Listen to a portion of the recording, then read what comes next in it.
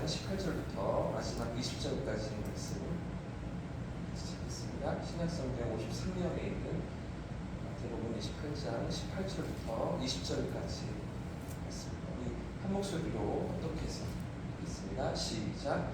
예수께서 나와 말씀하여 이르시되 하늘과 땅의 모든 권세를 내게 주셨으니 그러므로 너희는 가서 모든 민족을 제자로 삼아 아버지와 아들과 성령의 이름으로 세례를 베풀고 내가 너희에게 분부한 모든 것을 가르쳐 지키게 하라.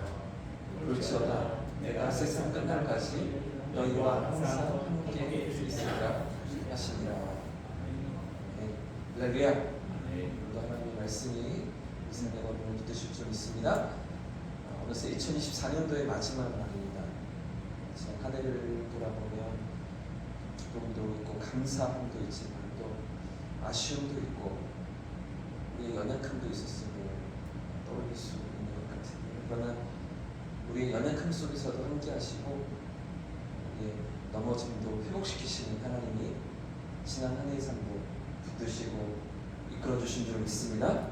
그런 하나님의 은혜를 되새기면서 새해를 달려가고 주의 사랑을 붙드는 저와 성도님 되시길 축복합니다. 오늘 말씀은 예수님께서 부활하신 후에 제자들에게 주신 마지막 명령입니다. 예수님의 부활은 단지 죽음을 이기신 기적적인 사건이 아니라 주님의 모든 말씀과 사역을 이루시고 성취하시는 구속사의 절정인데요. 부활을 통해서 예수님은 하늘과 땅의 모든 권세를 받으십니다. 그리고 이 권세를 가지고서 제자들에게 이 복음의 사명을 맡겨주시죠. 그동안에는 예수님 곁에서 배우고 따르던 그런 제자들이었는데 이제 세상 속으로 나아가며 예수님 맡기신 사명을 감당하는 그런 사명자들로 살아갈 것을 예수님께서 부탁하십니다. 이렇게 제자들을 파송하시는 예수님의 명령, 오늘 말씀에 세 개의 동사가 있습니다. 세 개의 구체적인 명령이 있는데요. 오늘 본문을 다시 한번 보십시오. 제가 읽겠습니다. 예수께서 나와 말씀하여 이르시되 하늘과 땅의 모든 권세를 내게 주셨으니 그러므로 너희는 가서 모든 민족을 제자로 삼아 아버지와 아들과 성령의 이름으로 세례를 베풀고 내가 너희에게 분부한 모든 것을 가르쳐 지키게 하라. 그럴지어다 내가 세상 끝날까지 너희와 항상 함께 있으리라 했습니다. 그럼 잘 아시는 말씀이죠? 익숙하게 잘 알고 있는 그런 예수님의 마지막 명령, 지상 명령, 지극히 큰 명령이라고 알고 있는 그런 명령인데 오늘 예수님의 말씀 중에서 가장 핵심적인 명령이 무엇일까요? 예수님께서 가장 이 마지막 명령을 주실 때 강조하시고 제자들에게 부탁하신 가장 핵심이 무엇일까요? 제자 삼으라. 제자 삼으라. 그러므로 너희는 가서 모든 민족을 어떻게 해요? 제자로 삼는 것이죠. 지금까지 12제자, 또 11제자겠죠. 예수님 곁에서 그들을 배우고 기적을 목격하면서 예수님 하시는 일들을 지켜보는 그런 역할이었습니다. 지난 3년 반 동안 예수님의 공생의 사역 동안 그들은 늘 예수님 곁에 따라다니면서 가르치심을 받고 또 나타내시는 하나님의 능력과 역사를 눈으로 확인하는 그런 자리에 있었죠. 자, 그런데 이런 제자들에게 이제 어떤 시간이 찾아왔습니까? 보내가는 것입니다. 세상 속으로 들어가는 것입니다. 이제 배우고 훈련받은 것들을 이 삶 속에서 실천하면서 예수님처럼 바른 이들을 제자로 세우는 그 자리로 예수님께서 보내고 계시는데요. 그래서 제자 삼으라는 이 명령은 예수님께서 하신 것처럼 예수님께서 보여주신 것처럼 영혼들을 섬기는 것입니다. 말씀으로 그들을 가르치는 것입니다. 복음으로 삶을 변화시키는 그런 사역을 감당하라고 그들을 보내시는 것이죠. 예수님께서 제자들과 함께 하시면서 그들의 부족함을 품어주셨습니다. 기다려주셨습니다. 그들의 모든 넘어짐도 실패도 연약함도 예수님께서 다 기다려주셨잖아요. 그런 3년 반의 시간이 지나고서 이제 너희도 나처럼 그런 사역을 감당하며 영혼들을 제자로 삼으라고 명령하시는 것이죠. 인내와 사랑으로 그들을 품고 이제 제자들도 그들의 모든 그 삶의 자리에 이 예수님 가르치시면 가지고서 나아가라고 명령하시는 거죠. 자, 그러기 위해서 이제 제자들에게 필요한 것이 있는데요. 이렇게 영혼들을 섬기고 제자로 세우기 위해서 먼저 무엇을 해야 될까요? 가는 것입니다. 세상 속으로 들어가는 것입니다. 은혜의 자리, 받은 은혜의 자리에 우리가 머물고 그 은혜를 누리는 것도 너무나 감사한 일이지만 그 은혜의 자리에만 머물러 있지 않고 세상 속으로 들어가는 것, 그 안에서 하나님의 사랑을 증거하고 복음을 나누는 그 사명을 감당하라고 예수님이 말씀하시는 것이죠. 그래서 예수님의 지금 명령 중에서 중요한 두 번째 핵심이 가서입니다. 가서 가라, 세상을 향해 나아가라, 영혼들을 향해 나아가라, 예수님 말씀하시는 것입니다. 거룩하신 하나님이시잖아요. 예수님 삼위일체 하나님, 이위이신 예수님이 사람의 몸을 입고 우리 가운데 오신 것처럼 성육신을 되어서 낮아지시고 자기를 비하하시고 하나님의 영광을 버리시면서 우리 가운데 다가오신 것처럼 이제 너희도 세상 속으로 가라. 그들 가운데 들어가서 내가 했던 사람처럼 이렇게 영혼들을 품고 섬기고 말씀으로 그들을 세우며 하나님의 사랑을 증거하라. 가라 라고 명령하시는 것이죠. 그래서 지금 이 가라는 명령은 헬라어 원문에 현재 분사로 되어 있습니다. 그래서 이 의미를 조금 더 살려서 표현한다면 가는 동안에 라고 할 수 있습니다. 또는 가면서 라고 번역할 수 있습니다.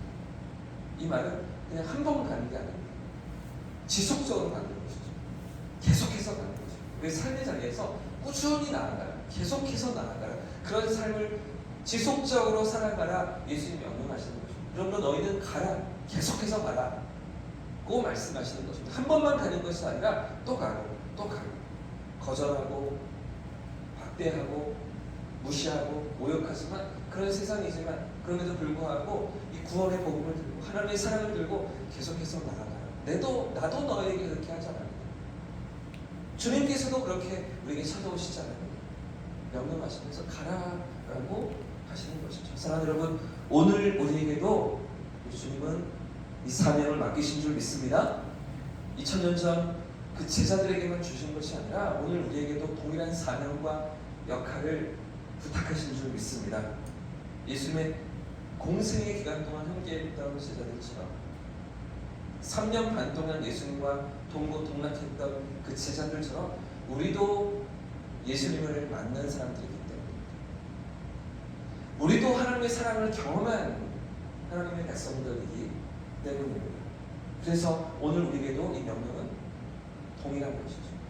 똑같이 이루어가는 것입니다. 우리를 통해서도 이 복음이 증거되며 이 복음 앞에 영혼들이 살아나는 역사가 있기를 주님은 기대하시는 것이죠. 하나님을 알지 못하고 영원한 세계를 보지 못하고 죄와 어둠 속에서 헤매이는 그런 영혼들을 하나님께로 인도하는 그런 은혜의 통로, 복음의 통로, 하나님의 백성들로 우리가 살아가기를 주님 원하시는 것입니다. 그래서 예수님이 이렇게 명령하시는 거죠. 가라. 가서 제자 삼으라. 이 말씀이 저와 여러분에게 주신 사명인 줄 믿습니다. 우리 교회의 사명인 줄 믿습니다. 그래서 이렇게 세상 속으로 나아가서 영혼들을 예수님의 제자로 세우는 거죠. 그저 단순히 교인으로만, 교회 안에 드나드는 멤버로만 만드는 것이 아니라 예수를 따르고 예수의 사랑을 경험하고 그 사랑 앞에서 삶이 변화되는 그런 자리로 영혼들을 이끄는데 우리의 삶이 있기를 주님 원하시고 기대하시는 것이죠.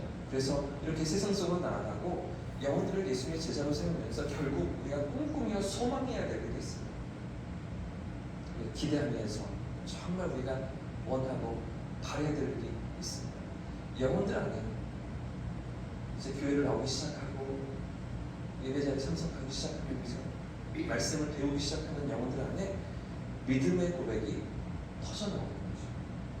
그래서 교회 안에만 드나드는 것이 아니라 그 영혼들이 하나님을 알아가고 십자가의 복음 앞에서 깨어나는 믿음의 고백들이 일어나기를 우리가 꿈꾸는 것이죠. 하나님을 나의 하나님으로 고백하고 예수 그리스도를 나의 구주로 고백하는 이런 믿음의 고백들, 이 영혼들 안에 일어나기를 우리가 기대하는 것입니다. 그래서 예수님께서 명령하신 마지막 세 번째 주의 명령이 세례를 베풀라. 2000년 전 예수님 당시나 지금이나 이 세례는 단순히 어떤 의식에 참여하는 일이 아닙니다. 이전까지의 모든 죄악된 삶을 버리고 회개하고 돌이키는, 그게 세례인 거죠. 죄의 길에서 떠나서 이제 하나님께로 돌아오겠다는 결단의 표시가 세례입니다. 하나님 백성으로 거듭나는 상징적이고 실제적인 행위가 세례인 것이죠. 그렇기 때문에 세례를 받는다라는 것은, 세례를 베푼다라는 것은 이제 새로운 삶이 시작되었다는 거죠. 그 한 영혼의 고백 가운데, 그 영혼의 마음 가운데 하나님 앞에서 새롭게 살아가겠다는 믿음의 결단이, 우리 공동체 안에서 그런 믿음의 고백을 가지고 주님의 몸된 교회로, 구성원으로, 예수님의 지체로 들어오겠다라고 우리가 그렇게 고백하는 영혼을 받아주고 품어주고 인정해주는 그런 자리가 세례를 받는 것 아니겠습니까? 이제 하나님의 자녀로 새롭게 태어나는 것이죠. 이런 일들을 꿈꾸는 거죠. 가서 제자로 사는, 그로 말미암아 세례를 받는, 하나님 백성으로 거듭나는 그런 일들을 꿈꾸며 영혼들을 섬기는 그 자리에 우리가 있기를 주님 원하시는 것인데요. 바로 이 일을 위해서 예수님은 여러분과 저를 부르신 줄 믿습니다. 이런 은혜의 통로로 사용하시기 위하여서 먼저 은혜를 주시고 하나님 백성으로 자녀로 이 땅을 살아가게 하신 줄 믿습니다. 잃어버린 영혼들이 회개하고 돌아오는데 거기에 우리의 삶의 목표가 있는 것이죠. 거기에 교회의 사명이 있는 것입니다. 오늘도 새로운 생명을 얻고 하나님의 자녀로 거듭나는 이 거룩한 사역을 위해서 저와 여러분을 당신의 백성으로 부르시고 이 일에 동참시키신 하나님이심을 기억하면서 이 사명 앞에 끼어 살아가는 저 성도님들 되시길 축복합니다. 이 사명을 위해 쓰임받는 우리 교회 될 수 있기를 축복합니다. 그래서 이 주님의 부르심 앞에 기쁨으로 나아가면서 우리의 삶을 통해서 그 사명을 충성스럽게 감당하는 새해가 되시기를 우리 주님의 이름으로 축복합니다. 함께 찬송하고 기도하겠습니다. 찬송가